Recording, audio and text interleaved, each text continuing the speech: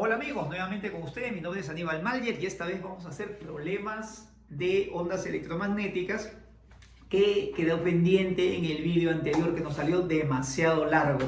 Hemos recopilado algunas preguntas pasadas de exámenes de prácticas calificadas del Centro Preuniversitario de la Universidad Nacional de Ingeniería aquí en Lima, Perú. Como siempre estoy cogiendo preguntas un poco pasadas, ¿no? Un poco antiguas, son estas de 2003, 2005, preguntas que como tú vas a ver son semejantes a las que circulan hoy en día en los seminarios y en las prácticas en que suelen venir, pero como siempre te comento, cojo un poco más antiguas porque la mayoría de los chicos que están postulando ahora en la puerta de la UNI, en la entrada de la Universidad Nacional de Ingeniería aquí en Lima, Perú, y en la puerta del Centro Preuniversitario de la Universidad también Nacional de Ingeniería, ven después material, ¿no? Recopilado, y generalmente los 10 últimos años es un material que existe, pero en cantidad. Entonces, la mayoría tiene los 10 últimos años, tiene 2017, 15, etcétera, pero los materiales que están un poquito más atrás ya como que han quedado un poco en el olvido y hay muy bonitos problemas, y por esa razón es que recopilamos. Como podrás darte cuenta, el nivel y el enfoque ha cambiado. Incluso antes había problemas un poquito más interesantes que los que circulan ahora, que básicamente intentan evaluar simplemente si tú conoces o no tu teoría. Bien. Te voy a dejar abajo en la descripción el enlace para que revises el vídeo de teoría, si es que de repente no lo has visto, y vamos ahora con la solución de estas preguntas.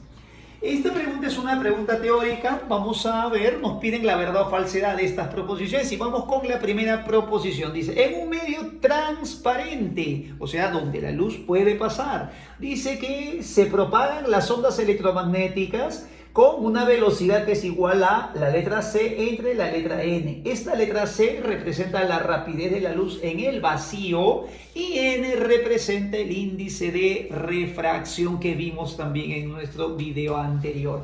Para resolver esta pregunta vamos a recordar la definición de índice de refracción, que es así.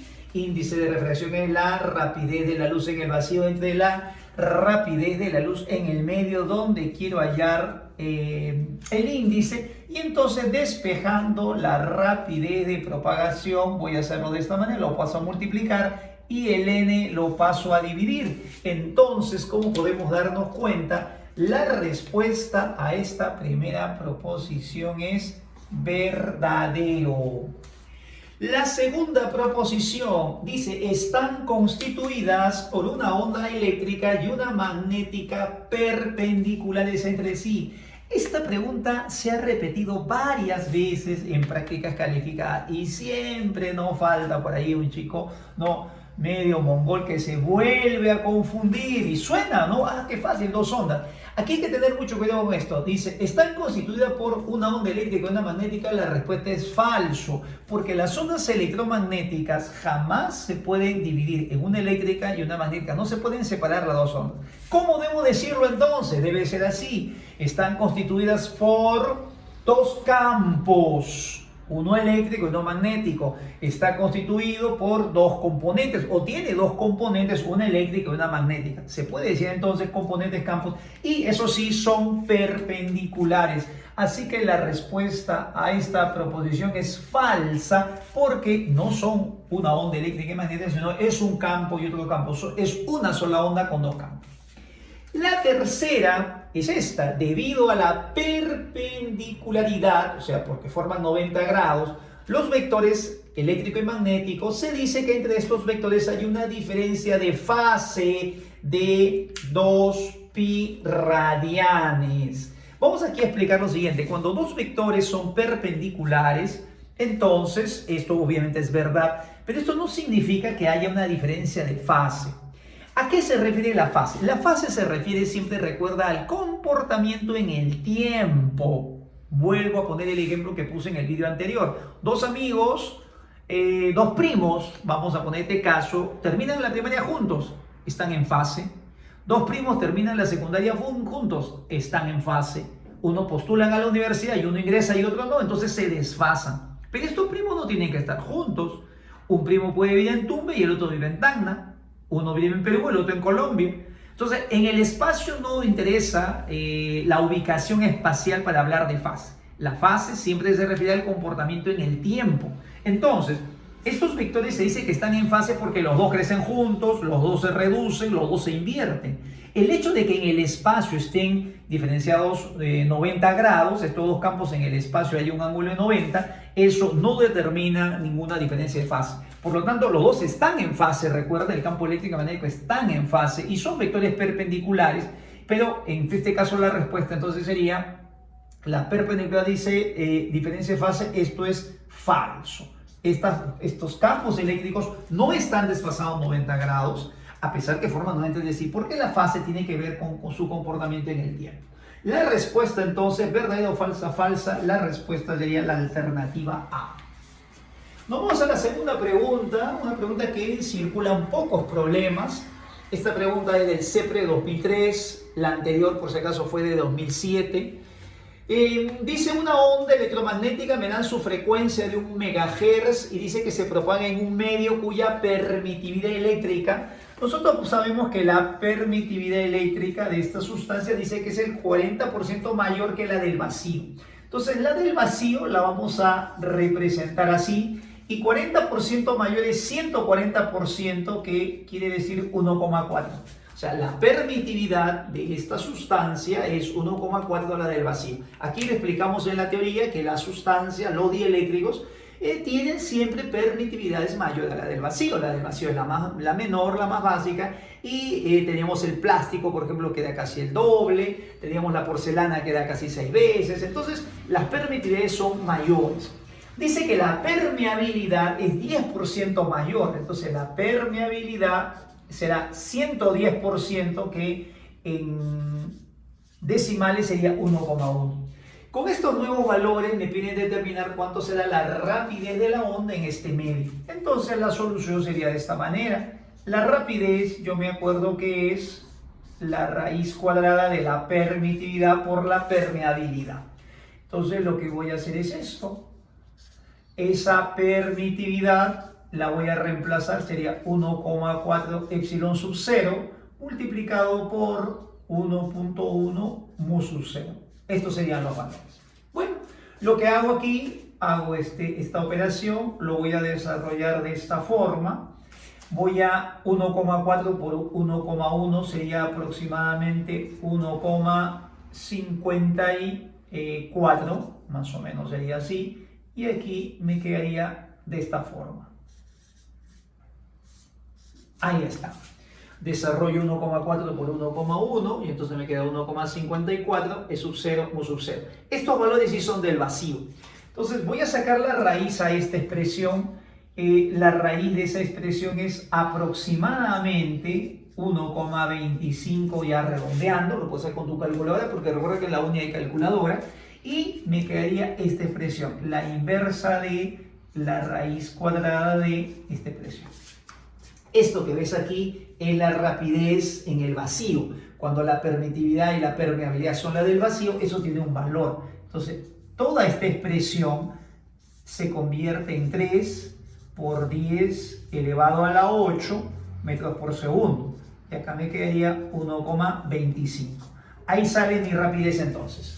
1,25, aproximadamente 5 cuartos, 12 quintos. Esto aproximadamente es 2,4 por 10 elevado a la 8 metros por segundo. Buscamos la alternativa correcta, 2,42. Vamos a la tercera pregunta. Una pregunta también bonita. Dice que la onda electromagnética se propaga en el vacío y tiene esta frecuencia de la onda electromagnética. Dice que está en la dirección más z, la dirección de esta onda. Aquí se propaga en esta dirección. El campo magnético me da su dirección, que es más y. Y me dan la amplitud del campo magnético. La palabra amplitud del campo magnético significa el campo magnético más grande de todos. Las ondas electromagnéticas son variaciones, como vimos en el gráfico del video anterior, son campos que están cambiando, ¿no? Un campo tiene un valor, por ejemplo 1, el otro vale 2, 3, 4, y después vuelve a disminuir, 3, 2, 1, 0, y después se invierte, menos 1, menos 2. Entonces, de todos esos valores que tiene el campo eléctrico y magnético, la amplitud se le llama el máximo valor. Siempre hay un máximo valor que va a ser un valor constante. Me dan esta consideración que pi cuadrado sea 10 y me piden o me dan estas preguntas y me piden señalar lo correcto. La primera pregunta dice, el vector eléctrico está en la dirección más X. ¿Cómo hago para saber si está o no en la dirección más X el campo eléctrico? Entonces me tengo que acordar de esta propiedad. A ver, vamos a dibujar nuestro eje de coordenadas. A ver, vamos a hacerlo así, X, Y y Z. Ahí está nuestro eje de coordenadas.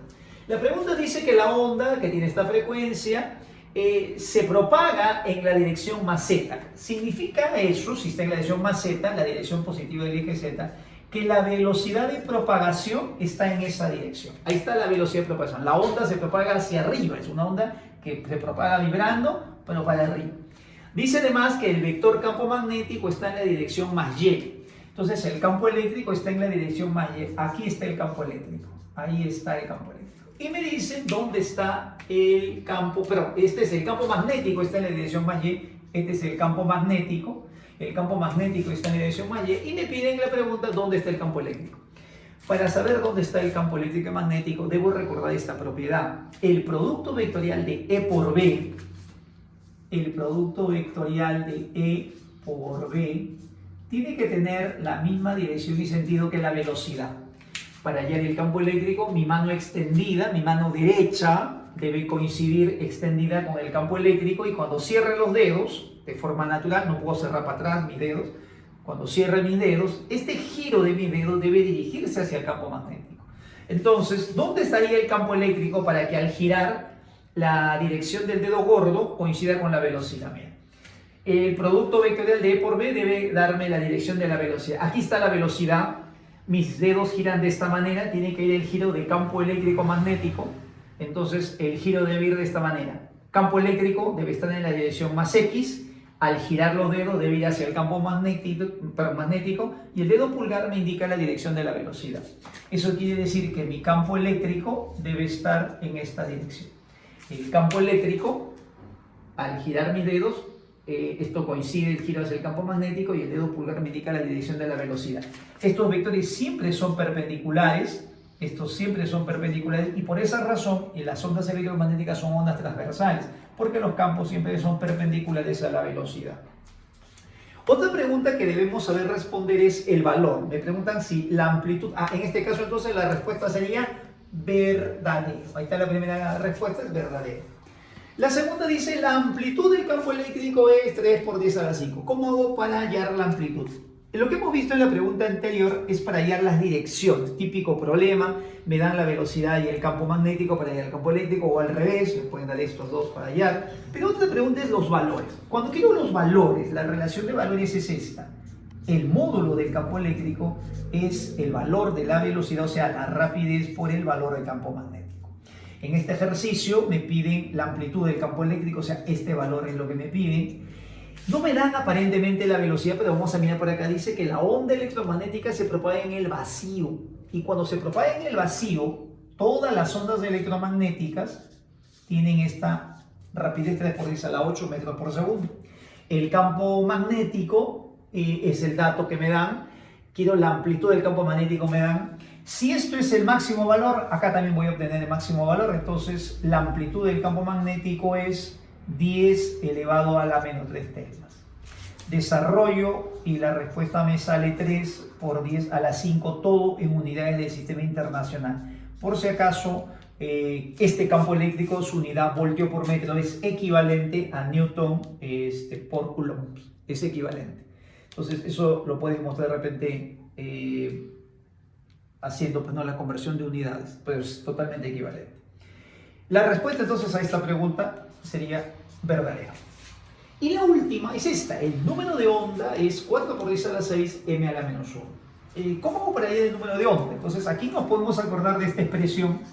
La rapidez de propagación de la onda se puede hallar de esta manera. Omega sobre k, no sé si te acuerdas, esto es la frecuencia angular, que es 2pi por f, y este es el número de onda. Aquí está el número de onda, así que lo podemos de repente despejar. El número de onda sería omega sobre b. Vamos a reemplazar. A ver, la rapidez de la onda, como está en el vacío, es una onda que se propaga en el vacío, sería su valor conocido, 3 por 10 a la 8. El omega sería así, el omega es 2pi por la frecuencia y la frecuencia es el dato que está arriba. Puedes retroceder el vídeo para que veas el valor, 6pi por 10 elevado a la 13, y entonces despejando el número de onda me debe salir. A ver, simplificamos acá tercia 1, tercia 2, entonces me queda 2 por 2 sería 4pi cuadrado, porque pi por pi, y al restar aquí los exponentes te queda 10 elevado a la 5. Pi cuadrado me dan arriba en el dato que esto se puede redondear en 10 o considerar como 10, entonces la respuesta sería 4 por 10 elevado a la 6, como es sistema internacional, 1 sobre metro. Por lo tanto, la respuesta a esta proposición es verdadera. ¿Cuál sería la clave entonces? La respuesta es que me piden las correctas, todas son correctas. Y vamos a una pregunta de examen de admisión en la uni. Esta es una pregunta que viene del 2016, esta sí es más cercana. Y la he puesto porque cuando vimos en la clase pasada, en el video anterior, está este gráfico. Yo te mencioné que estas son las ondas electromagnéticas, te mencioné que deberías tú recordar sobre cada una de ellas. La secuencia, quién tiene más frecuencia, quién tiene menos lambda. Recuerda que disminuye lambda para arriba, la frecuencia aumenta para arriba, así que debo acordarme la estratificación. Pero hay un dato en esta pregunta que viene del 2016 que algunos a veces pasan por alto, que es los valores. Cosa que tú debes saber, no tienes que aprenderte todos los valores, pero debes saber que las ondas de radio llegan a tener, son las únicas que llegan a tener longitudes de onda hasta de los kilómetros. Son las más antiguas, las de más longitud de onda. El rango de ondas de radio es muy amplio, o sea, llegamos hasta los metros, pero llegamos hasta kilómetros y pasamos. Las microondas están entre 100 centímetros y 1 centímetro porque va disminuyendo para arriba. Y entre 700 y 400 nanómetros está la región visible. Obviamente después sigue disminuyendo, 10 a la menos 10 y así sucesivamente. Y ese dato de los valores vino en este examen de la uni. Mira esta pregunta, dice: se tienen 3 ondas electromagnéticas y me dan sus longitudes de onda. Y las voy a escribir acá, mira. La primera me dice que es 1000 kilómetros. Esa es la primera longitud de onda. La siguiente me dice que es de 3 centímetros. Y la otra me dice que es 0,5 micrómetros. Y me preguntan que respectivamente estos valores dicen, ¿no?, con relación al nombre que tienen, ¿no?, estas radiaciones. Me dice que marque la alternativa de acá, de estas proposiciones, la secuencia correcta. O de estas alternativas voy a marcar, si estas proposiciones, cuál tiene la secuencia correcta, ¿no? O sea, tengo que saber si primero va radio, microondas y visible, microondas, radio y ultravioleta, radio y rayos X. No sé si te das cuenta la esencia de la pregunta. Si tú no recuerdas los valores principales, obviamente posiblemente no tengas una idea a qué valores corresponden. Entonces, los datos que te di son precisos. En todos los vídeos que preparo, yo he tratado siempre, y eso es lo que hago en clase, de dar la información más precisa que me permita ir con la mayor cantidad de herramientas a un examen. Un libro, obviamente, tiene mucha información, yo no los niego, y más, siempre recomiendo muchos libros, recomiendo Serway, recomiendo Yancoli, Sears, los libros son muy buenos, pero todo el libro no lo voy a llevar en la mente. Tengo que saber qué de ese libro tengo que utilizar para un examen. Cuáles son las herramientas que me van a servir para poder obtener un buen resultado. Y lo clave es saber algunas de las longitudes de onda. El rango de los kilómetros es un rango histórico. Son las primeras que se, digamos, pudieron producir, y durante muchos años solamente en la humanidad había ondas de radio. La televisión llegó muchos años después todavía. Entonces, si me hablan de rango de kilómetros, la única que puede ser son ondas de radio. Ahí va la primera, radio. O sea, ya voy descartando, ¿no? La 1 y la 2 podría ser la tercera. Cuando hablamos de centímetros, ¿por qué los centímetros nos debemos recordar? Porque una de las ondas electromagnéticas que más usamos en la actualidad, y todos los que van a la Facultad de Ingeniería de Telecomunicaciones lo tienen que saber, una de las que más usamos son las microondas. Todas las comunicaciones se hacen con ondas llamadas, están en el rango de las microondas. O sea, debemos saber que las microondas están, como decía este gráfico, más o menos entre los 100 y 1 centímetros. Así que las de en medio son microondas. Voy a poner así simplificado, microondas. Y aquí viene la última. De repente alguien dice, cuando incluso cuando chicos, me acuerdo que en este examen no se acordaban porque no estaban familiarizados con el micro. Pero mira, un micro es 10 a la menos 6. Y si tú te das cuenta, esto equivale, 10 a la menos 6, esto es más o menos 5 por 10 a la menos 7. No sé si te puedes dar cuenta que esto sería lo mismo que 500 nanómetros. A ver, ¿coincide o no coincide? Nano es 10 a la menos 9. Con 2 sería 10 a la, 5 por 10 a la menos 7, que es lo mismo acá, 5 por 10 a la menos 7. 500 nanómetros, ¿en qué rango de ondas electromagnéticas estará? ¿Puede hacer microondas esto? ¿Será rayos X? Me acuerdo de los gráficos. 400 y 700 es el rango de la radiación visible. Así que este último es visible. La secuencia correcta sería la 1, ¿no? Radio, microondas y visible. La primera es verdadera, la otra obviamente no puede ser, así que la respuesta es verdadero, falsa, falsa. Esa es la solución.